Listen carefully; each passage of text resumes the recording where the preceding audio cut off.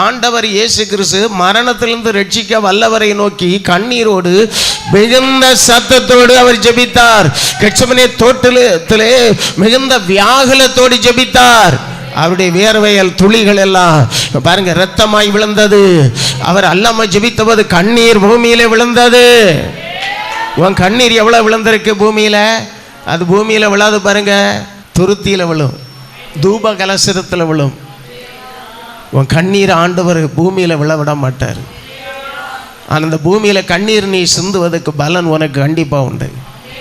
அல்லேலூயா. இன்னைக்கு அநேகர் ஜெபிப்பதில்லை. மரணத்து வியாதி, மரண வேதனை, வியாகுலத்தோடு ஜெபிக்கணும். குடும்பத்தில் உள்ளவிய, உன் வீட்டில் உள்ளவிய, உன் தாய் தகப்பன், உனக்கு உள்ள யாருக்காவது வயசுக்கு முன்ன, காலத்துக்கு முன்ன வருது பாருங்க, வயசுக்கு முன்ன வர மரண வல்லமை, மரண வியாதிகளுக்கெல்லாம் வீட்டார் என்ன செய்யணும்? கூடி ஜெபிக்கணும் கண்ணீரோடு வியாகுலத்தோடு.